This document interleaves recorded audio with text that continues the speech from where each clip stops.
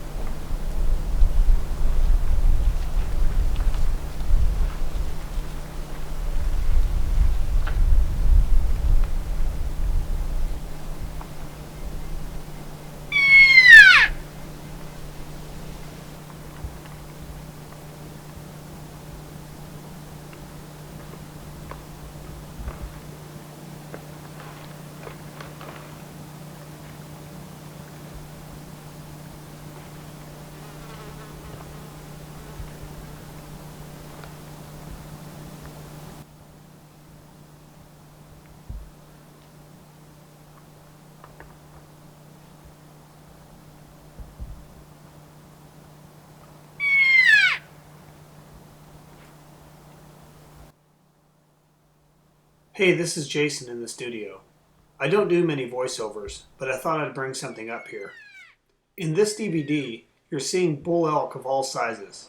And I think one of the things that makes Joe and I good hunting partners is that he doesn't mind if I shoot an average bull, and I don't mind if he passes them up for something better. At times, we see some really nice bulls out here, and we put on a lot of miles doing it. Either way, you've got to pack out what you kill.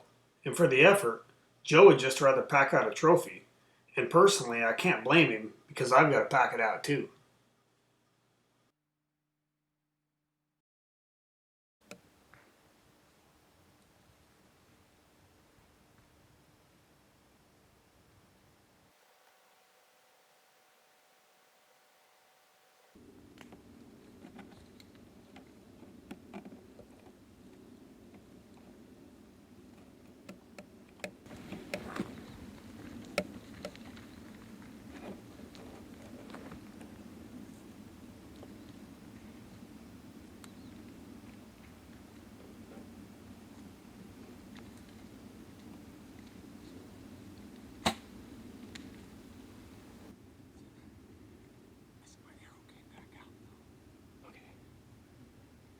It looked like a massive spike is what he looked like. He's got big main beams. It's the biggest spike. He's just got a main beam. And he's like, it should be a 5-point. The way that bull was facing, he was coming right directly to Joe. I don't know if you got any film of him. Just a little through the brush. And he was coming in to Joe is what it looked like. Well, them cows were coming below, and I thought, well, surely he's going to follow his cows. Earlier, I'd been ranging stuff out there, and I knew that she was around 35 yards. And if he stayed on her trail, I'd be good.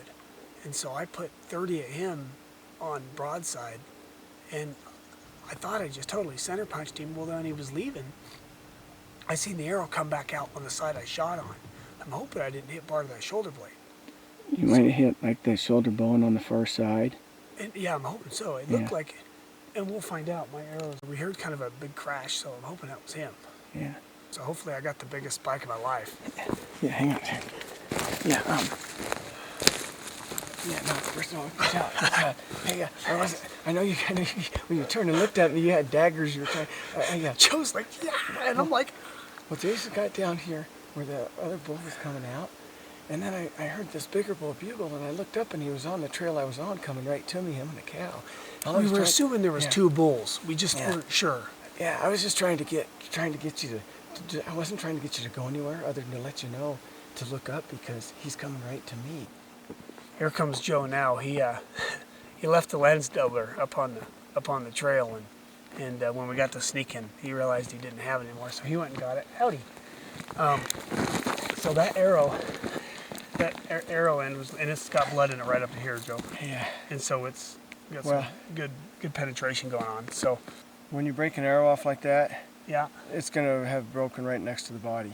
Right against You know what that I mean? shoulder blade yeah, or something? it's not like you're gonna break it out here if this is where the body's at. Yeah. Did you hear that crash? I did, and that was probably him. Yeah. You know, right where we went down and found blood, Yeah. the tracks kind of keep angling that way, Okay, and good. the set with the blood turns and goes straight down. Okay. So, and that you know, that could have been temporarily, you know, because they all just kind of scatter, but he was following them cows and then he turned, so I got a hunch he just turned and went straight down that draw and died. You know, that happens so I didn't get a chance to get excited. That's a good thing.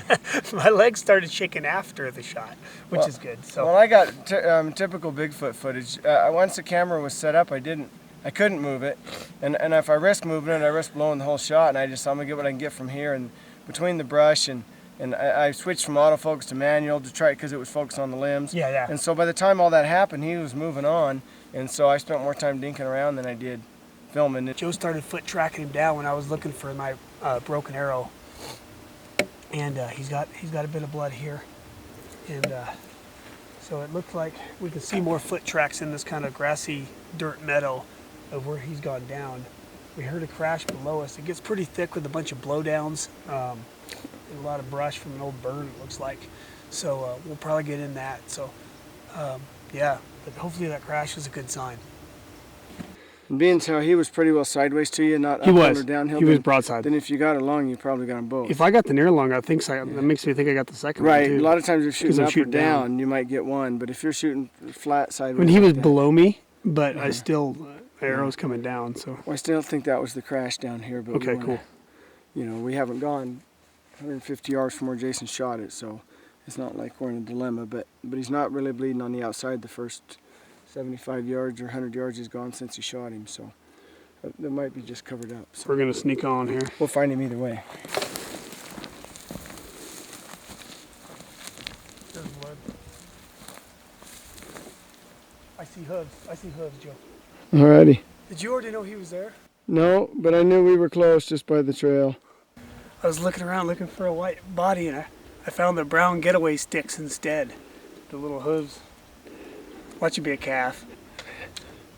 What do you got? What is he? I don't know, but you gotta pack it out. Yeah. That That's the getaway important chip from the part, doctor isn't. Oh, what the heck? What the hell? You got horn on one Broke side? horn. One horn? No one He couldn't. had both beams. Did he? Yeah. This is. Ah. Ah. I bet it's here. Somewhere. Jason got him a forked horn. That's all he was. I saw this beam, and for somehow I was busy trying to kill him, and I thought he had main beams on both sides. Not that it matters. I'm thrilled, but we got a long ways to go for this guy. But he had cows. He was bugling. Yeah. There was a smaller bull that was his satellite.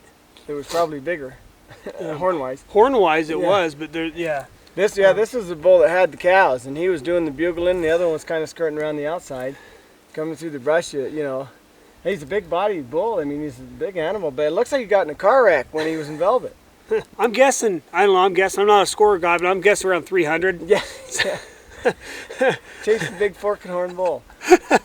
Which would be good if we was near a road. Woo! Yeah. No, the guy had to shoot him. He was coming through Yeah. the brush. Watch out for that time. Yeah, but he's a big bull though. Hey I man, mean, he's a big you have animal. to keep low. I think. Jason didn't understand. We're looking for big horns and small meat. Got it backwards again. Wow. How do you get there from here? Well, we got a couple options, and both of them are on like a 9 scale out of Both 10. of them are bad. Yeah, both Anyway. are a long way from where we want to take him. Oh well. Well, for starters, we got to go back up this hill he just run down.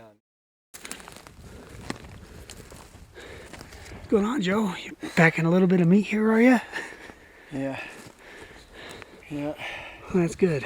This is no canyon for me. Oh man. Yeah. Yeah, I'm pretty beat.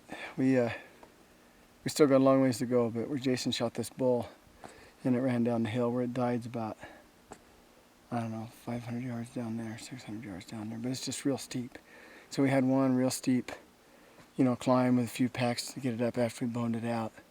And then we just got done, getting that part. So now we're on a ridge top, and we've still got a few miles to go to get to where we can get our bikes into. But it's relatively flat now, so we'll be in good shape now.